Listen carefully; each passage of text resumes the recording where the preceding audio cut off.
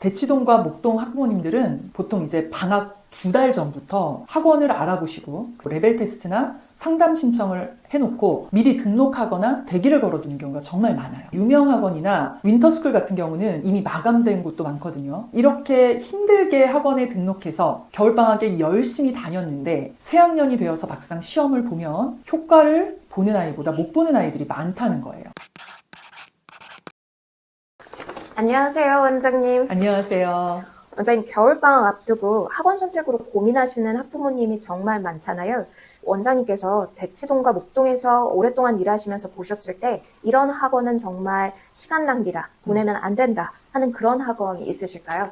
네, 물론 있어요. 제가 하는 일이 아이가 다니는 학원이 지금 이 아이에게 맞는 학원인지 그걸 좀 판단하고 조언하는 일인데요. 대치동, 목동은 대부분 아이들이 다니는 학원이 거의 비슷하게 정해져 있어요. 선호하는 학원이 있다는 얘기거든요. 근데 이게 물론 만족도가 높아서 다닐 수도 있지만 주변 아이들이 그 학원을 다니니까 우리 아이도 거기를 다녀야 하지 않을까? 그런 선택인 경우가 사실 많아요. 특히 이제 좀 공부 잘하는 아이들이 다니는 학원을 대부분 보내고 싶어 하세요. 그런데 생각해 보셔야 되는 게 그 학원이 과연 진짜 우리 아이하고 맞을까? 그리고 또 그 학원을 다니는 아이들은 다 성적이 올랐을까? 아니라는 건 학부모님이 더 잘 알고 계실 거예요. 유명 학원을 많이 다닌다고 해서 아이가 무조건 공부를 잘하게 되는 건 아니거든요. 대치동과 목동 학부모님들은 보통 이제 방학 2달 전부터 학원을 알아보시고 레벨 테스트나 상담 신청을 해놓고 미리 등록하거나 대기를 걸어두는 경우가 정말 많아요. 특히 유명 학원이나 윈터스쿨 같은 경우는 이미 마감된 곳도 많거든요. 이렇게 힘들게 학원에 등록해서 겨울방학에 열심히 다녔는데 새학년이 되어서 막상 시험을 보면 효과를 보는 아이보다 못 보는 아이들이 많다는 거예요. 결론적으로 학원이 아이의 성적을 올려주는 절대적인 답은 아니라는 거예요. 학원은 아이에게 필요한 부분을 보완해 줄 수는 있지만 이게 너무 과하면 오히려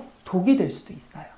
그러면 겨울방학 학원 선택할 때 꼭 피해야 할 학원의 유형에는 어떤 게 있을까요? 3가지 유형 정도가 있는데 첫 번째 유형은 아이 수준과 상관없이 몰아치기식 진도만 나가는 학원이에요. 보통 이런 학원들은 2개 이상의 선행 과정을 동시에 나가거든요. 그래서 방학 같은 경우는 주중에는 매일 가는 경우도 많고요. 한 번 가면 5시간 이상 학원에 정말 오랫동안 머물러요. 겉으로 보기에는 당연히 진도도 빠르고 그러니까 그만큼 성적도 오를 것처럼 보이지만 사실 그 속도를 따라갈 수 있는 아이는 정말 극소수예요. 대부분의 아이들이 그 진도를 못 따라가요. 내가 수업을 잘 못 따라간다. 그때 아이가 어떤 생각이 들까요?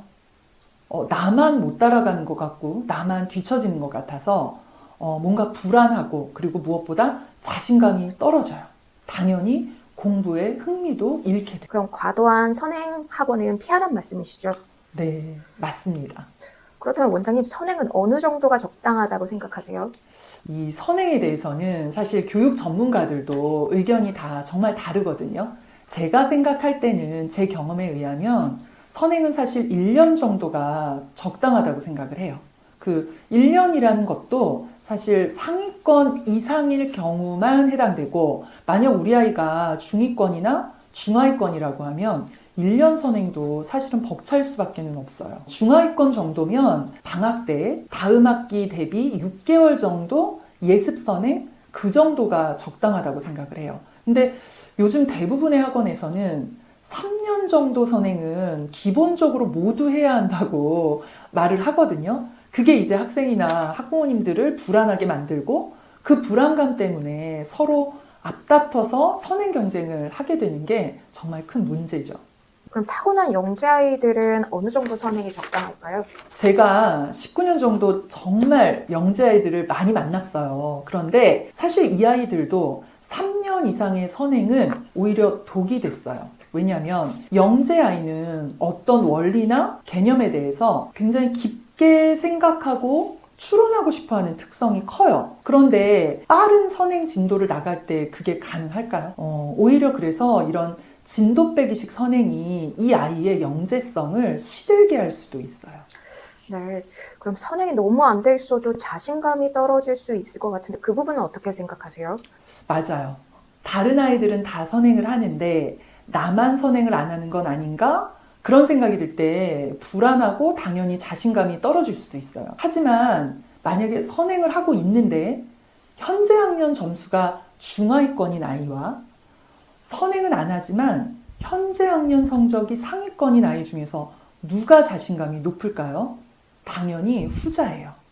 선행을 안 하는 대신에 현재 학년 공부를 탄탄하게 해서 좋은 성적을 받는 게 자신감을 높이는 데는 가장 중요하다고 보시면 될 것 같고요. 부모님께서도 그 부분을 칭찬해 주시고 선행 진도 때문에 자신감이 떨어지지 않도록 말씀을 해 주시는 게 중요할 것 같아요. 겨울방학에 피해야 할 두 번째는 어떤 유형의 학원인가요? 두 번째 유형의 학원은 문제풀이만 강조하는 학원이에요. 많은 학원들이 문제를 많이 풀어야 성적이 오른다고 이야기를 해요. 하지만 문제만 많이 푸는 방식은 굉장히 비효율적이에요. 보통 학원에 머무는 시간이 5시간 정도일 때 선생님이 개념 수업을 해주시는 시간은 1시간에서 길면 1시간 반 정도인 경우가 많거든요. 그리고 이제 나머지는 대부분 문제풀이에요. 근데 물론 가능하다면 문제를 많이 풀어보는 것도 중요해요. 하지만 개념이 안 되어 있는데 무작정 문제만 많이 푸는 건 엄청난 시간 낭비예요. 개념이 부족한 상태에서 문제를 풀면 당연히 문제가 안 풀리겠죠. 결국은 선생님의 도움을 받아서 문제를 풀 수밖에는 없어요. 선생님이 매번 옆에서 문제풀이를 도와주면 아이가 스스로 문제를 풀어내는 힘이 약해질 수밖에는 없어요. 많은 아이들이 풀 수 있는 문제만 반복적으로 풀고 그 다음에 못 푸는 문제는 늘 별표하고 선생님께 넘기거든요. 하지만 시험장에는 선생님이 함께 들어갈 수가 없어요. 결국 이것도 습관이 될 수 있어서 굉장히 위험합니다. 학원에서 개념을 배웠는데 왜 많은 아이들이 개념이 안 돼 있는 경우가 많을까요? 개념을 이해한다는 건 사실 용어부터 원리까지 전체를 다 이해할 수 있어야 하거든요. 그런데 핵심 위주의 선생님 수업만 듣고 불가능해요. 그러니까 수업을 들었더라도 당연히 집에 와서 다시 한번 개념서를 펴놓고 꼼꼼하게 읽으면서 전체를 이해하는 시간을 반드시 가져야 개념을 잡을 수가 있어요. 그러니까 결국은 복습을 통해서 이해와 기억을 강화해야 개념을 잡을 수 있다는 말이죠. 개념이 되어 있다는 건 어떻게 알 수 있을까요? 많은 아이들이 개념이 되어 있는 걸 문제집에 나온 개념 확인 문제를 맞았느냐 틀렸느냐 그걸로 가늠을 하거든요. 그런데 개념을 몰라도 확인 문제를 맞출 수도 있어요. 개념을 아는지 모르는지 확인해보는 방법은 개념을 설명해보는 거예요. 오늘 학원에서 배운 단원명부터 아이들이 기억을 못하는 경우도 정말 많거든요. 그래서 단원명부터 그 단원에 나오는 개념까지 교재를 안 보고 설명할 수 있는지, 만약에 그게 안 된다면 개념 공부를 다시 하는 게 맞아요. 그리고 문제풀이는 당연히 그 뒤로 넘겨야 돼요. 겨울방학에 피해야 할 학원 세 번째는 어떤 유형의 학원인가요? 세 번째 유형의 학원은 개별 피드백이 부족한 대형 강의식 학원이에요. 근데 대부분 학부모님이 스타 강사가 있는 대형 강의식 학원을 좋아하지 않나요? 맞아요. 제가 일하고 있는 대치동 목동에서는 더더욱 그렇죠. 스타 강사가 강의하는 대형 강의식 학원이 상당히 매력적으로 보일 수밖에 없어요. 그런데 이런 학원은 솔직히 아이 개개인의 학습 상황을 세심하게 관리하고 피드백하기가 어려워요. 공부는 아이가 뭘 이해했는지 뭘 이해하지 못했는지를 찾아서 그걸 개별적으로 피드백을 할 때 성장하거든요. 그런데 이런 피드백을 바로바로 줄 수 없기 때문에 보통 이런 학원을 다닐 경우 우리 아이의 학습 결손이 생각보다 많이 쌓일 수밖에 없어요. 물론 아이가 자신의 부족한 점을 스스로 잘 찾는, 즉 메타인지 능력이 뛰어난 아이라면 이런 강의식 학원이 맞을 수도 있어요. 하지만 대부분의 아이들은 자기가 뭘 아는지 뭘 모르는지 사실 잘 몰라요. 그래서 이 부분을 찾아서 개별적으로 피드백을 줘야 성적은 오릅니다. 그럼 학원 선택할 때 부모님들이 꼭 확인해야 할 부분은 무엇이 있습니까? 네, 학원을 선택할 때 대부분 이제 유명 학원이나 선생님의 역량이 좋다, 또 커리큘럼이 좋다 이런 걸 기준으로 선택을 하는 경우가 많은데 사실 그것보다는요.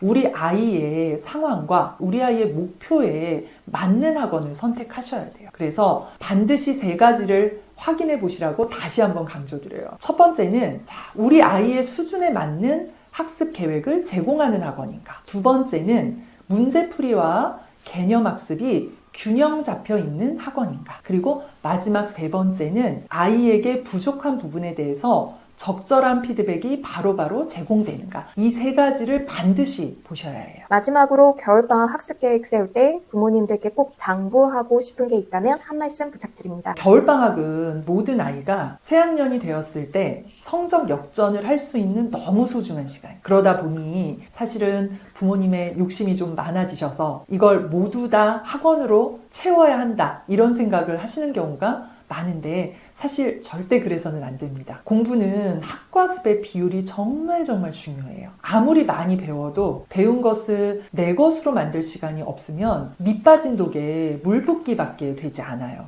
그러니 학원으로 꽉 채운 스케줄보다는 학원 수업이 2시간이면 아이가 그걸 예습과 복습으로 내 것으로 만들 수 있는 4시간 정도는 공부 시간이 확보될 수 있도록 시간표를 짜는 게 좋아요. 이건 제가 다음 시간에 중학교 때 중하위권이었던 아이가 고등학교 1학년 첫 시험에서 전교 1등을 할 수 있었던 실제 학생의 겨울방학 시간표를 보여드리면서 다시 한번 설명을 드릴게요. 이번 겨울방학을 우리 아이에게 맞는 현명한 학원을 선택하고 그리고 학과습의 비율을 고려해서 공부 스케줄을 짜서 보낸다면 분명히 새학년에는 성적이 오를 거예요. 오늘 영상 도움이 되셨으면 좋겠고요. 다음 영상 꼭 기대해 주세요. 제 채널이 아직 작아서 구독과 알림 설정을 해놓지 않으면 영상을 놓칠 수 있으니 꼭 해놓으시길 부탁드리고요. 그럼 저는 다음 영상에서 더 좋은 주제로 다시 뵐게요.